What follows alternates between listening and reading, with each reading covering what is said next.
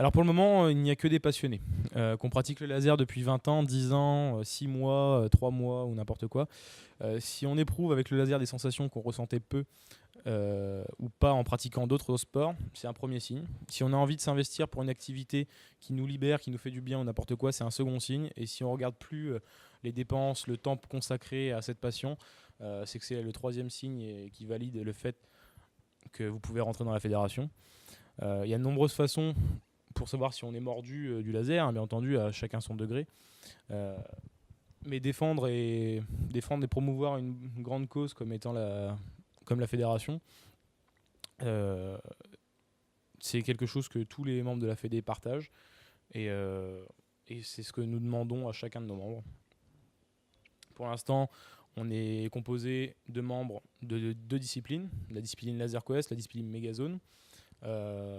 Après, on sait qu'il y a d'autres disciplines qui vont se créer dans les prochaines années, Integer, Laser Max, Laser Blast, Delta Strike, Laser Force, etc. Et on a vocation à avoir des représentants de chacune des disciplines dans la fédération pour rester quelque chose de très neutre, pour pas qu'il y ait un système qui prédomine sur un autre. Nous considérons que tous les systèmes sont égaux, qu'on aime ou pas un système de jeu particulier, un mode de tournoi particulier, ça peut arriver. Mais malgré tout, on respecte le fait que chaque joueur puisse être passionné de son matériel.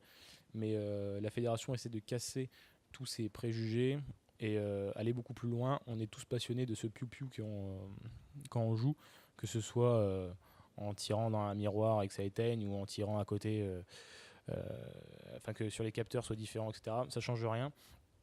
On est tous passionnés de ce petit laser et voilà.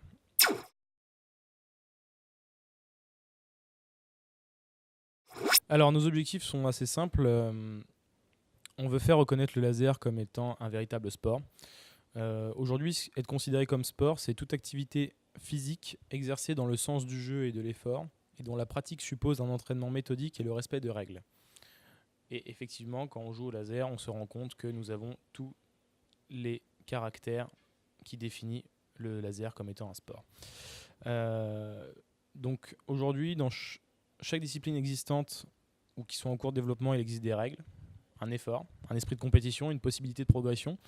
Donc du coup, faire reconnaître le laser comme étant un véritable sport, c'est l'objectif fondamental de la fédération. Et pourquoi pas un jour être reconnu aux Jeux Olympiques. Il faudra quelques décennies, je pense, pour ça. Mais c'est un objectif que nous gardons en tête. On essaie aussi de casser cette image de geeks boutonneux de 15 ans qui vont au laser pour faire leur sortie du samedi soir et après retournent sur leur jeux vidéo ultra violents. Non, le laser c'est bien plus que ça, c'est des passionnés, c'est des gens de tout âge, c'est des gens qui considèrent que c'est leur activité physique de la semaine et c'est ce pourquoi on se bat. Dans l'avenir, on aura beaucoup plus de choses à donner, à montrer au monde extérieur, on va dire. Car effectivement, quand on est dans cette salle, dans ce labyrinthe un peu noir, personne ne sait ce qui se passe.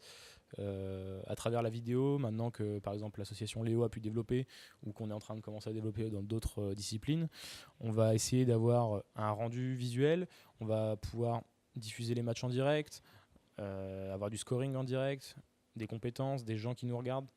Déjà, ça nous donnera une nouvelle idée. Ensuite, on veut développer tout le côté sportif, c'est-à-dire faire des entraînements très physiques, réfléchis, de l'entraînement stratégique aussi, parce que malgré tout, le laser, c'est très stratégique. Créer des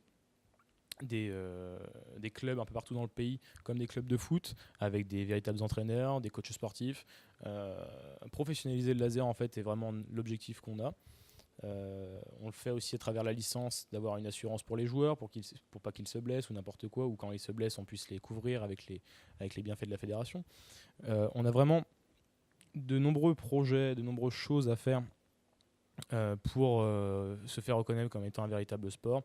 Mais pas que ça, on peut aussi se professionnaliser, créer de l'emploi grâce à la fédération.